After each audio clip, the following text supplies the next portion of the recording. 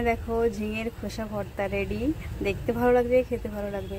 তোমরাও আমার মতন চটজলদি ঝিঙের খোসা ভর্তা বানিয়ে ফেলো। বানিয়ে দেখো, খেতে কি দারুণ লাগবে খেতে। এরকম ভর্তা থাকলে তো একতলা গরম ভাত এমনিতেই শেষ হয়ে যাবে। তোমরাও বানাও। চলো আমি কি করে বানিয়েছি তোমাদেরকে দেখাবো। চলো বন্ধুরা, তোমরা সবাই কেমন আছো? আশা করি ভালো আছো। দেখো আমিও ভালো আছি। আজ একটি নতুন একটা রেসিপি তোমাদেরকে দেখাবো। এটা হচ্ছে কি বলো তো, সবাই চেনো। এটা হচ্ছে ঝিঙের খোসা বলো বা ছাল বলো, যাই হোক, এটি কিন্তু অনেকে খায় না, ফেলে দেয়। এটা দিয়ে একটা দারুণ একটা রেসিপি বানাবো, বানিয়ে তোমাদেরকে দেখাবো। চলো এর মধ্যে এখন দিয়ে দিচ্ছি কটা কাঁচা লঙ্কা। যে যেরকমই পরিমাণ ঝাল পছন্দ করো সেরকমই ঝাল দেবে। এটাকে এখন আমি কড়াইতে একটু জল দিয়ে গরম করে একটু লবণ দিয়ে দিয়েছি। এখন এই খোসাটাকে একটু সেদ্ধ করে নেব। আমি যেহেতু শিলে বেটে নেব তো ওর জন্য একটু বড় বড় রয়েছে। তোমরা যদি চাও মিক্সিতে বাটতে তাহলে খোসাটাকে একটু ছোট ছোট করে কেটে নেবে, নিয়ে এটাকে একটু সেদ্ধ করে নিতে হবে। তো চলো এখন সেদ্ধ করে নিই আমি। দেখো লঙ্কা আর এই খোসাটা একসঙ্গে আমি সেদ্ধ করে নিয়েছি। তা চলো এই যে একটু রসুন নিয়ে নিয়েছি, রসুনটা একটু হালকা ভেজে নেব। এটা বানাতে খুব বেশি মশলা লাগে না, একটু পেঁয়াজ আর রসুন হলেই হয়ে যায়। দেখো রসুনটা একটু লাল লাল করে ভেজে নেব। দেখো শিলে আমি অনেকটা বেটে নিয়েছি, আর ভেজে রাখা রসুনটাও দিয়ে আমি এখন আর বেটে নেব। তা চলো শিলে বাটলেই কিন্তু বেশি টেস্ট হয়, মিক্সি থেকে বাটার থেকে শিলে বাটা কিন্তু বেশি টেস্ট হয়। তো চলো দেখো ঝিঙের খোসাটা আমার বাটা হয়ে গেছে, রসুন দিয়ে বেটেছি।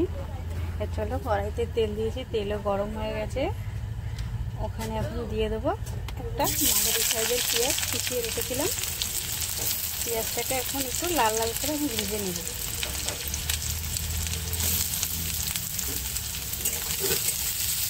পেঁয়াজটা একটু নরম হওয়ার জন্য এখানে সামান্য একটুখানি লবণ দিয়ে দেবো, দিয়ে একটু নাড়াচাড়া দেবো। পেঁয়াজটা একটু লাল লাল করে ভেজে নেব। দেখো পেঁয়াজটা আমি লাল লাল করে ভেজে নিয়েছি। এখন এই বেটে রাখা এটাকে আমি দিয়ে দেবো, দিয়ে ভালো করে একটু নাড়াচাড়া দিয়ে দেবো। আর এখানে দিয়ে দেবো পরিমাণ মতন লবণ।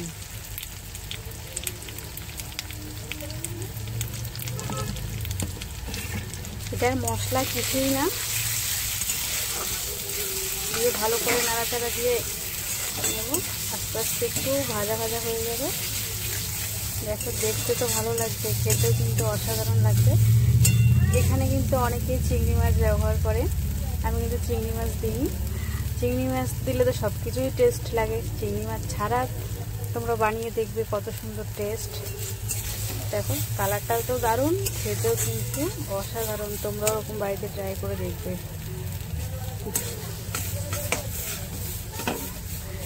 এরকম নাড়াচাড়া দিতে দিতে একটু লাল লাল ভাজা ভাজা হয়ে যাবে। দেখো অনেকটাই হয়ে এসেছে, আর একটু বাকি আছে। তা চলো যারা পেঁয়াজ রসুন খেতে চায় না তারা কিন্তু এরকম নিরামিষ করতে পারো। এরকম সেদ্ধ করে তারপর কড়াইতে একটু তেল দিয়ে বেটে নিয়ে এরকম ভাজতে পারো। এটা হচ্ছে পেঁয়াজ রসুন ছাড়া। দেখো দুটোই কিন্তু দেখতে ভালো লাগছে, সবই কিন্তু খেতে টেস্ট লাগবে। তা চলো এই দেখো এখানে আমার পুরো কমপ্লিট হয়ে গেছে। কে কে খাবে চলে আসবে। তা চলো টাটা বাই।